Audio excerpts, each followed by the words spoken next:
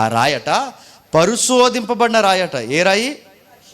పరిశోధన అంటే పరీక్షకు గురైన రాయి. యేసుప్రభువు ఎన్ని పరీక్షలకు గురయ్యాడండి? క్రొత్త నిబంధనలో సెలవిచ్చింది. మనం లాస్ట్ వీక్ చదువుకున్నాగా అరణ్యంలో ఎన్ని పరీక్షలకు గురయ్యాడు. ఆ హెబ్రీ పత్రిక చెప్తుంది ఏమని, ఎన్ని పరీక్షలకు గురయ్యాడు ఆయన. ఆ యాజకుడి గురించి మాట్లాడుతూ, ప్రధాన యాజకుడైన యేసుక్రీస్తు వారిని పోలుస్తూ మాట్లాడుతూ బైబిల్ ఇలా సెలవిచ్చింది ఏమందంటే, ఆయన మన అనుభవాలు ఎరుగనివాడు కాడు. అంటే మనకు ఒక శ్రమ వచ్చినప్పుడు ఆ శ్రమలో మనం ఎలా నిలబడాలో మనకు తెలియదు, కానీ మనలాంటి శ్రమలో వెళ్ళి ఆ శ్రమలో ఎలా నిలబడాలో మనకు రోల్ మోడల్ గుండా ఒక రాయి ఉంది. ఆయన ఎవరు చెప్పండి? యేసుక్రీస్తు. ఒక ఇబ్బంది వచ్చినప్పుడు ఆ ఇబ్బందిలో మనం కుప్పకూలిపోయి ధైర్యం చెడిపోయి సూసైడ్ చేసుకోకుండా ఆ ఇబ్బందిలో కూడా ఎలా నిలబడాలో మనకన్నా ముందే ఆ ఇబ్బంది గుండా నడిచిపోయిన వాడు అక్కడ ఉన్నాడు మనకి, ప్రభు అయిన యేసుక్రీస్తు వారు. ఆకలి వేసినప్పుడు దేవుని ఎదురు సనక్క ఆకలిలోనే దేవుని ఎలా స్తుతించాలో ఇశ్రాయేలుకి చేతకాని తనాన్ని దేవుని కుమారుడు చేసి చూపించాడు. ఆయనే ప్రభు అయిన యేసుక్రీస్తు. ఈయనకి ఈ పరీక్ష లేదనడానికి లేదండి, అన్ని పరీక్షల గుండా ఆయన వెళ్ళిపోయాడు. ఎవరు? కాకపోతే మనం భ్రష్ట స్వభావం ఉండి పడ్డాం, ఆయనకి భ్రష్ట స్వభావం లేక పడలేదు. లేక కాదు, ఆయనకు ఉండదు, ఎందుకంటే ఆయన దేవుని కుమారుడు.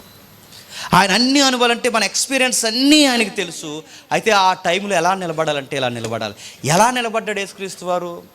అరణ్యాన్ని కొనుక్కోబడినప్పుడు ఎవరి వలన కొనుక్కోబడ్డాడట? మర్చిపోయారు, చెప్పండి.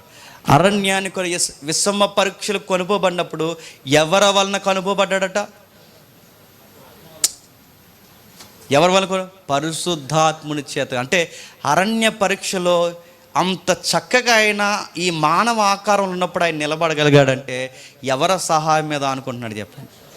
అది ఇప్పుడు చెప్పండి, ఈ పరీక్షింపబడిన రాయి నీకు నాకు ఏమి నేర్పిస్తుందంటే, ఈ లోకంలో మత్తు ఎక్కువైపోకుండా, ఈ లోకంలో పడిపోకుండా, ఈ లోకంలో దేవునికి విరుద్ధంగా నశించిపోకుండా మనం బ్రతకాలి అంటే ప్రభు అయిన యేసుక్రీస్తు వారు ఏ ఆత్మ వలన అయితే పరీక్షలన్నింటినీ జయించాడో అదే ఆత్మ వలన మనం కూడా చెప్పండి ప్రతి పరీక్షని జయించగలమంట.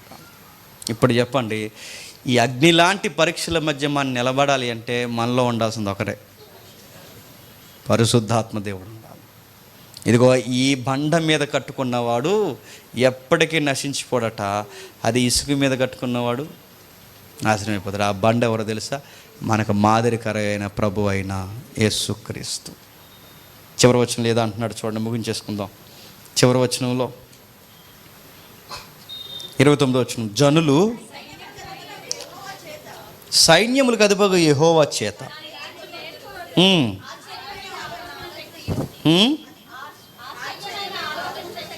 ముగించుకుందామని అందరూ ఎక్కువ చదువుతున్నారా?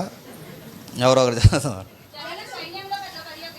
జనులు సైన్యములకు అధిపతియగు యెహోవా చేత దాన్ని నేర్చుకొందురు, ఆశ్చర్యమైన ఆలోచన శక్తియు అధిక వృద్ధియు అనుగ్రహించేవాడు ఆయన. ఇక్కడ నేను మాట్లాడుచండి, ఆశ్చర్యకరమైన ఆలోచన శక్తియు అధిక బుద్ధి. ఇప్పుడు చదవండి, అధిక బుద్ధి, ఆలోచన, జ్ఞానము, వివేకం ఎవరిస్తారు చెప్పండి?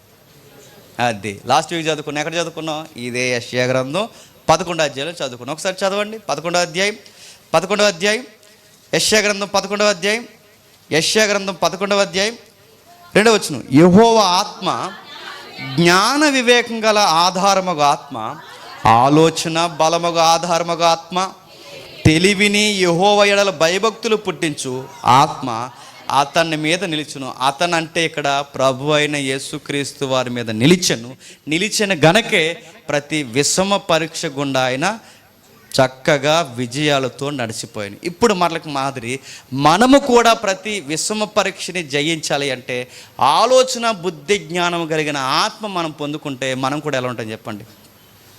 ప్రభు అయిన యేసుక్రీస్తు వారు మానవ ఆకారం ఉన్నప్పుడు తండ్రి చిత్తాన్ని ఎలా నెరవేర్చాడో మనము కూడా ఆత్మను పొందుకుంటే చెప్పండి